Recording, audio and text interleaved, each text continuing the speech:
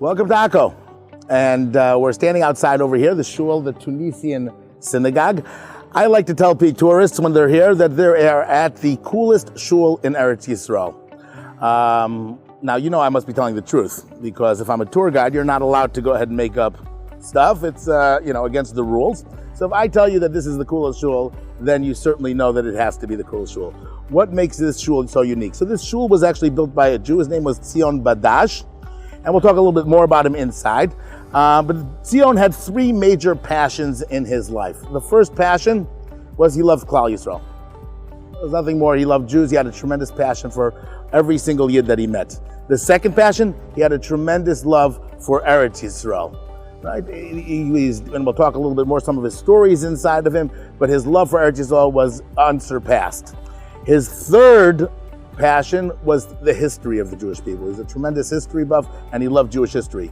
All three of those elements come together in a form of artwork called mosaics. Right? What is mosaics? Mosaics is the ancient way of going ahead and decorating shuls. In the times of the Mishnah and the Talmud, we find lots of shuls, and almost every one of them has in them some type of mosaics. So this shul, as we'll see when we go inside over there, is entirely mosaics, from floor to ceiling to walls. It's mind-blowing. Let's just take a look here at the outside. If you'll notice on the outside over here, we have different archways over here. The first archway it says Bereshis, Shmos, Vayikra, Bamidbar, and Devarim. As well, we have 6 of them: Zrayim, Moyed, Nashim, Nezikim, Kachim, and Taharas, the Shisha Sidrei Mishnah.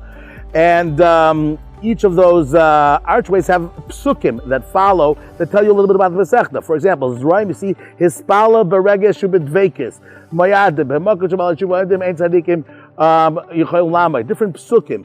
We have different platforms over here, which are different pictures of different holidays. We have over there Moshe Rabbeinu, Har Sinai, Shavuos. We see David and Goliath. You see there's the little tilim and the harp and the crown. Here we have Hanukkah. You have the Maccabees, the Hashmonayim fighting against the elephants over there with the Greeks. And on top you see the Latkas and the dreidel and the Maccabees.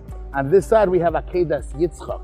And you can see over there there's the hand that's on the concentration, on the barbed wire there from the concentration camp, Mesiras Nefesh, different things. In the middle here we have a tremendous platform where we have the Aseres HaDibros, the pictures of the Shvatim. So as you can see, these are just a little taste of what we're going to feel when we go inside of the shul. So come with me inside, let's head on and see what we can see.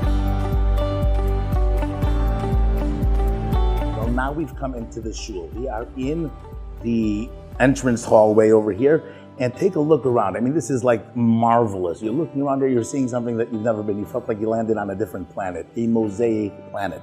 But if you take a look, each piece of mosaic has different meaning to it. So for example, as we look around over here on the floor, let's start with the floor. First we have here on the floor here, we have all of the fish of Eretz Yisrael that are indigenous to Eretz Yisrael in the first column. On the second column, we have all of the flowers that are indigenous to Eretz Yisrael. The third column over here, we have all of the birds that are here and natural to Eretz Yisrael. And finally, in the middle, we have the Shivas Haminim. Sa'ira, Chita, Gefen, Te'ena, Rimon, Zayis, all of the Shivas Haminim that are here and natural to Eretz Yisrael. On the wall behind me, we're going to see a few lines over here of different coins of Eretz Yisrael. We're going to go through 4 floors, and we're going to see every single coin that they've discovered in this country from the times of Avram Avinu and even later, the Romans, the Greeks, the Crusader, all different periods. We're going to see different coins, and that follows us up through 4 floors as we go through the building. And then we have on the wall the story of the Jewish people. It starts behind me over here when we come down to Mitzrayim, when we first go into Golos, Eretz Goshen. It continues by Yimaru Es Chayehem, the story of the Jews being persecuted in Egypt. Building the pyramids, Sus V'Reich V'Rama V'Yam, Matan Torah. We have the Meraglim coming into Eretz Yisrael, surrounding the city of Yericho, blowing the shofar 7 times, and the walls come tumbling down. Behind that over there, we have the map of Eretz Yisrael, the Chalukas HaShotim. We finally made it into Eretz Yisrael. On the wall opposite me, over here, we have something that is known, and this was something in the 1500s that was known as a concept called the Arba Arei Kodesh of Eretz Yisrael, the 4 holy cities of Eretz Yisrael. Can you name them? Do you know what the 4 holy cities are? Let's talk about them. The first holy city we have is known as Hebron, and there you've got a picture of Ma'aras HaMachpelah. Next to it, we have a picture of Tzfat, the second of the holy cities, right? And we see there's a little picture of the Davidka, the cave of the Ari HaKadosh, right? And all of the Tzaddik and Rabbi Yosef Karo that are buried there in the cemetery of Tzfat. Next to that, we have the third of the Arei Kodesh, and that's, of course, the city of Tveria. Tveria is the water. You see the beautiful Kinneret over there. We have the Kfarim over there, Rabbi Akiva, the Rambam, the Shloah Kadosh, even the Imos. Did you know that the Imos are buried in, now the Imos are in Hebron, aren't they? Well, you see over there it says Bilhah and Zilpah, Elisheva, Tzipora, Miriam. They're also buried in Tveria. Maybe when we do our Tveria tour, we'll get to talk about them. And then, of course, we have Yerushalayim. Yerushalayim has a few panels here. It's the most beautiful and most important city. We start with the Kotel. We go outside. We have Shar Shechem. A little bit further on Har Hazeisim, Yad Avshalom. And finally, we see the Jewish people moving outside of Yerushalayim to the first Jewish neighborhood in the 1800s. We have Rishkanot Shananim, right, Montefiori's Windmill for those that have been in Yerushalayim. On top of us, we've got, can you believe it? It's the Beis HaMikdash. We have the Ezra's Nashim over here, the Ezra's Kohanim. Take a look over there. We have the Heichal. You see the Menorah. You see the Mizbeach. You see the Kodesh HaKadoshim. Right? This is Eretz Yisrael. Are you beginning to feel the passion that Zion had? Let's talk a little bit about Zion. Come with me. Let's sit down and I'll show you a model that they made of Zion. Okay, so here we have Zion. I miss Zion. I used to meet him here every single day. He was here every morning from Shachris till the afternoon, till Mincha. He would stop, he would tell us his story, tell us about the Shul. Zion was born in Tunis, and as a child, they always dreamed of coming to Eretz Yisrael. He learned Hebrew at a very young age. He was born before the war, before World War II. The Nazis came to his city. He says they lied them all down on the floor. They came into his house. They were waiting for the bullet to come. They davened, just make it over, Hashem, already. But Hashem had other plans, he would tell me, and they set them free. The 1948 came, the war was over. The first boat that came to Eretz Yisrael, he comes over to Eretz Yisrael. He was a young man at the time. They land in Eretz Yisrael, and he's greeted by a Haganah soldier. He hands him this big, heavy Czech rifle, and he takes the rifle, Zion, he picks it up, he says, the soldier tells him, fight. Now's your chance. Join the army. Welcome to Israel, as they like to tell you over here. He takes the rifle, he picks it up over his head. He goes, Baruch atah Hashem Elokeinu melech haolam, shehechiyanu v'kimanu v'giyanu lasman hazeh. Not only have the schus to go ahead and to come to Eretz Yisrael, to live in Eretz Yisrael, but I have a gun, I can fight, I can defend the Jewish people, I can defend Hashem's land. And whenever he would tell me this, and this could sometimes be 2-3 times a week, he would start to cry. Just the memory would go ahead and awaken in him those feelings of passion that he had for Eretz Yisrael. He said when he joined the army, he goes, the city of Akko at that time was a Yam Shel Aravim. It was full of Arabs. He said the Israeli army came here, the Arabs all fled the city. What did he do? He said the Israeli government, they didn't flee in order to leave, they fled in order to come back again and join the Arab Legion and fight once again in Eretz Yisrael. Zion said that after the war, the Arabs were not coming back. Hashem had a different plan for them. And the Israeli government comes over, he says, take whatever land you want, settle the city, make it yours. Zion gets up in front of the Israeli government at that time, and he says the first halacha in Shulchan Aruch is that you're not allowed to go ahead and live in a city unless it has a shul. And there were no shuls in Akko at that time. The Arabs had destroyed any semblance of anything Jewish at that time. The government says, okay, you know what? Here's an empty field. Come take this field, build the field, build whatever you want over here. This could be your shul. He used to tell me, he goes, 70 years we've been sitting here trying to build this shul, and we still haven't finished yet, right? It's still in the process of being built. He goes, but Akko has grown. He goes, today, I live in Akko, my children live in Akko, my grandchildren live in Akko. There are hundreds of shuls, yeshivas, kolalim, army bases, Hesder yeshivas. He goes, I live here, my children, my grandchildren, en lanu darkon. We don't have a passport. We waited 2,000 years to come to this country. We're not leaving for anything. That was the passion of Zion, and that's the person that built this shul. We have entered into the weekday chapel right next to the hallway over here. This is where they daven during the week. And as you can see, this is also full of mosaics all over. On the floor here, we get flowers, the birds, the trees. And in the middle here, we even see the wild animals of Eretz Yisrael. We have the namer, the leopard, the lion, the ze'ev, the bear, right? We have all of the birds over here. Along the wall here, we have, again, different angles of the Beis HaMikdash, the Shar HaMeshulash, the southern wall. We have on this side coins from all the different kufas, just like I told you. There you have from the Bar Kokhba battles over there. There you have from Hordus, Herod, who built the Beis HaMikdash. On top of us, we have a replica of a map from the 1800s of what Eretz Yisrael looked like in that period of time. And in the far back corner over there, there's something really fascinating that we'll talk a little bit more about. It says, Akko Ir Benachlas Shevet Asher. We are in the biblical portion of Shevet Asher. But then underneath it, it has some very interesting writing. We've never seen this before. But this is, in fact, Ktav Yetedot. This is ancient Hebrew, and it says the word Akko. Below that, it says it in hieroglyphics. See that little bird? That's ancient Egyptian. And yes, the city of Akko was even before the Jews were here. The city of Akko, there were people living here. This is one of the longest inhabited cities in the world. Let's go upstairs and start to look at the rest of the shul. We have entered into the hallway. We're going to be going up the stairs now. And not an inch of this building was not used for psifas. Over here, I like to play a game with my tourists. Right? We're going to point out different biblical stories, Torah stories from Tanakh, and let's see if you can figure out who they are. So right over here on the stair, we have one wall with a picture of one person.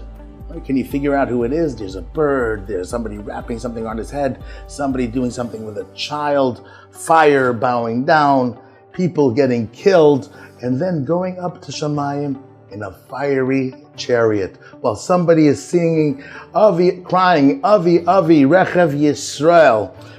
This is, of course, is the story of Eliyahu Hanavi. Here's our Carmel, here's doing Tchias HaMesim, the Nevi'ei Habal. On this side, we have a battle. Two people are holding up his hands. That's Moshe Rabbeinu, Aron and Hur, of course. And below we can see Milchemes Amalek, Yoshua fighting. Down in the little corner over there even, we see something. There's a bush, it's on fire. Right? And there's, of course, not being burnt up. That's Moshe Rabbeinu and the sneh that is over there. Notice how he made most of the faces over here. They don't have any pictures of people, noses, and this and that. Again, that's to go ahead to keep with the halacha that you shouldn't have images of people in a shul. So this is the staircase. Let's go up further as we're going to continue through our journey in Jewish history. We have come up another flight of stairs, and here we see an interesting map. Those of you that might have been in Yerushalayim might have seen this part of the map. This map is called the Medba map. It was a map that was found on the floor of a church in Jordan. It comes from the Byzantine period, about the 5th, 6th century or so, a few hundred years after the Churban Beis HaMikdash. And why would we have a map of a church from a floor of a church of a Byzantine period? The Byzantines were Romans that had converted to Christianity. And they conquered most of the world, including Eretz Yisrael. And this is the part of the map that has to do with Eretz Yisrael. Again, why is that important to us? Well, it's very important to archaeologists. For example, if I want to go and excavate the city of Beersheba, or the city of Ashkelon, or the city of Lachish, I'm going to look at this map and it'll tell me exactly what I should find. So by Ashkelon, I see a big road over there with a cardo on top of it, with no wall around it. Beersheba, I see a little entranceway, again, no wall with a big administrative center. When I look at the city of all of Lachish, there's a hill with a double-gated entrance inside of it. When we go to these places, we discover all of those things. So it's a great tool to use for archaeologists. But to me, what's the most important about this is, of course, Yerushalayim. In fact, Yerushalayim was the most important part for the Byzantines as well, because Yerushalayim was their holy city. And what they see is a map of Yerushalayim. What we find over here is a cardo going down the center of Yerushalayim, which of course we find. This would be Shar Shechem, right? This would be a church that they have over there. And then we see another gate over here, and wow, another cardo that we discovered.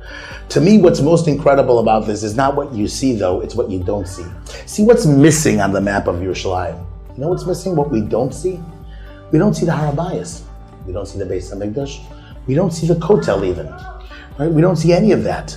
Why not? Well, this is, as I said, after the Churban Beis HaMikdash. But still, don't we know that there's a big Har HaBayis and there's a big golden mosque on top of it, a dome on top of it, right? Where is that? Well, this is before the Muslims came to Eretz Yisrael.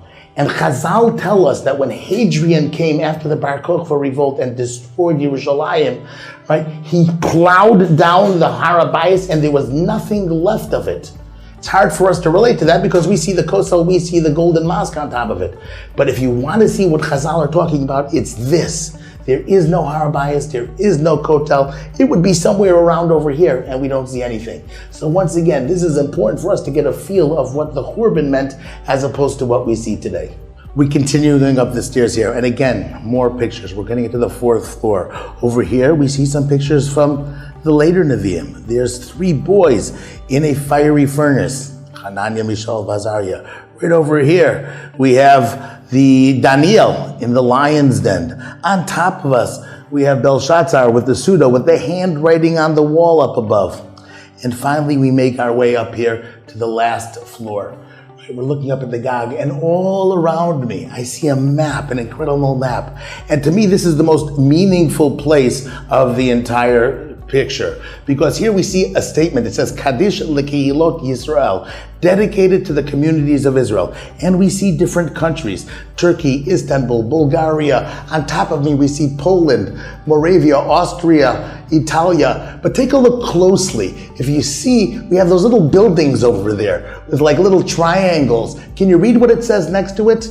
Auschwitz, Birkenau, Chelmno, Yassi, Belzhitz. These are all concentration camps, right? This is a map of the entire Middle East, the entire world really, before the Nazis wiped out the Jewish communities over here. 6 million Jews. And then look what happens. After all of this comes, the Jews slowly return to Eretz Yisrael. Haboinim b'chayma v'anoisim b'sevel. And they return slowly, returning back to rebuild Hashem, Yerushalayim. And what does it say? Shir hamalais b'shuv Hashem es shivas tzion hayinu kecholmem. Do you know what we just did now? We just went through 4,000 years of Jewish history. We started on the bottom with Eretz Goshen, the Jews first going into Golas. And then we followed the story coming into Eretz Yisrael, through the Golas, through the Churban Beis HaMikdash, coming all the way up. And finally we've returned here to Eretz Yisrael. And here we finish our map right here with the return of the Jewish people to Eretz Yisrael.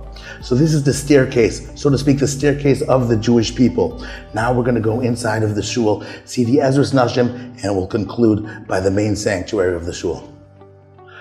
We've entered into the ladies section, the top floor, the balcony. Over here we have different frames that are all connected to women, to marriage. On the first frame over there we see Sarah Imenu, Bepesach HaOel, and we see the 3 Malachim. Next to her over there we have Rivka coming off of the camel. Yitzchak's hiding behind the bookshelf over there, davening mincha. Rivka, by the way, falls off the camel. I always like to tell my tourists, especially when I have girls that are in shidduchim, it's a big skula to fall off a camel. Right? As soon as Rivka fell off the camel, she found her bashert, so nothing to be scared about. Over there we have Rus, so tznius, picking up the sheaves of wheat. There's Queen Esther over there. And over here we have a woman with 6 little boys and a little girl. That's of course Leah, and right next to her by this well with a big heavy rock that nobody could take off, and there's Yaakov Avinu checking out his Bashet Rachel. In the middle here we have a big ksuva, kol sasan v'kol simcha, kol chasan v'kol kala. Right next to that, matzah isha, matzah toiva, matzah toiv, vayemer lekim, loy toiv liyos li'adam levad, right, asalei ezer kenegdai. Over there, we have the brachos of Lahadlik Nir Shel Shabbos, Lahadlik Nir Shel Yom Tov, and Hafrashas Chala. In the middle, Eshes Chayil, right? And on the bottom here on the floor, they just did this about 7 years ago. Prurvu, like fish. We have all the different fish. Right, so this is the ladies section, and the psukim relate to ladies. Now I'd like you to come over here, and we're going to look down below, because you always get an incredible view when you look down from the top. Wow, that's what everybody says when they take a look down here. It's incredible. We're looking at the main shul over here, and take a look at all the beautiful mosaics that we have. The birds, the lakes, the rivers, all of the things that we've spoken about here that are indigenous to Eretz Yisrael. On the walls on the side here, we have the Mekaymis HaKadoshim, we have Ma'aras HaMachpelah, we have Kever Rachel, Migdal David, the Kotel. There's Reb Meir Balanes, Ashkenaz and Sfard, Rabbi Shimon Bar Yochai. We have the prayer for the state of Israel. Right, this is the main shul. Now, one of the most incredible things about mosaics is, that I don't know if you appreciate, is that mosaics is not painted rocks. This is all original colored stones. One of the things that Sion would tell me all the time, he goes, you know why the first Beis HaMikdash was destroyed? The reason why the first Beis HaMikdash was destroyed is because it was built with the cedar trees of Hiram, the king of Tsar, Goyisha material. He goes, the second Beis HaMikdash, it was built with the financing of Koresh, and that's why it was destroyed. The third Beis HaMikdash will be Netzach Nitzachim, because it all comes from Eretz Yisrael. He goes, this shul is Netzach Nitzachim, because this shul, every single rock comes from Eretz Yisrael. All of the labor was done by a kibbutz that he would hire, that would go ahead and do the design and putting together the mosaics. So this shul is Lenetzach. All the windows were painted by Jewish people with all the different stories of Tanakh. I'd like to go down to the main sanctuary. We're going to go up to the last piece over here, which is the beautiful Aron Kodesh, and we'll talk about that. Okay, we are in the main sanctuary. We come to the Aron Kodesh, and as we noticed, there's a few Aron Kodeshes over here. This was the last project of Tzion's life that he was working on, was these Aron Kodeshes. Take a look. This is silver. And each one of these Aron Kodeshes have different symbolism to them. On the bottom here, we have the shul that it looked like that he came from in Tunis. Over here, we have something very interesting. Take a look over here. We see there's a hole with a gallows hanging down over here. And then it says on top, Hashem, Aseh leman harugim al shtrufim al kedushat shemecha.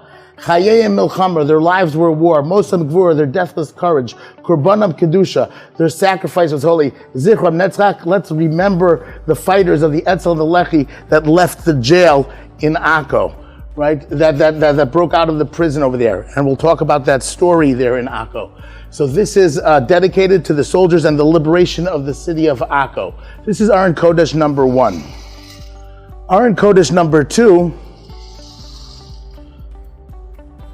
we have a picture over here, of course, of Kever Rachel. On the sides over here, we can see there's a picture of a concentration camp, barbed wire. Hashem nekoim benatzim ha'arurim. Hashem should avenge the cursed Nazis. A yellow star, Jud. L'zecher sheishes milyonei kedoshei Shoah. This Aron Kodesh was dedicated to the 6 million that perished in the Holocaust, and that's, of course, Rachel mivaka al boneha. The third Aron Kodesh that we approach over here. This is the interior of his shul in Tunis, and this was the first one that was actually done. And on the sides over here, we have the Shvatim. We have Ruvain, Shimon, Levi, all of the different Shvatim. In the middle over there on the wall, Hamalach Hagoyel Oisimi Kara Yivarech Es Hanarim, Yivarecha Hashem V'Yishmerecha. The first Aron Kodesh that he dedicated in silver was for Jewish children, for life being reborn again. And there's a tefillah that women say when they light candles. Inside here, we have each one of the Aron Kodeshes has different tefillos inside of them. This one over here, we have the special tefillah for when women light candle for Jewish children. This previous one over here, we have a Yizkor for the Kedoshei Shoah in it. Here we have the Kel Malei Rachamim for the people that died in the Holocaust. And now we have the last Aron Kodesh that he did.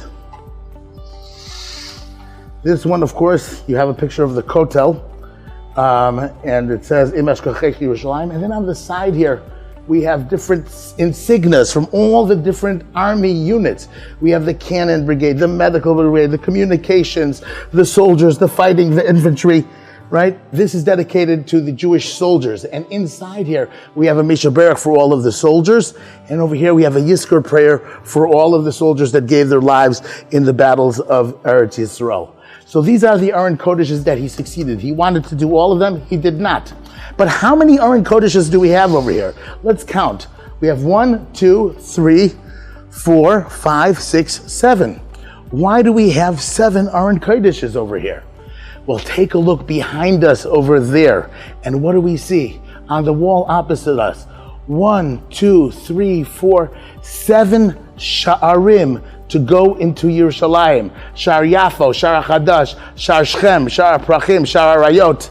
Right? What do we sing on Simchas Torah when we put our Sefer Torahs back into the Aron Kodesh? Siyu Shiarim Rashechem Our aron kodeshes correspond to the sha'arim of Yerushalayim. That was the concept why we have 7 aron kodeshes over here. People come here and they put kvitlach inside of this aron kodesh. People come here, there's almost not a day that comes by that community people don't come here to make askarot, memorials, because of this shul. It's a little hidden treasure here in the special city of Akko, and we truly owe this beauty to the passion of Zion. Zion worked his entire life in a post office.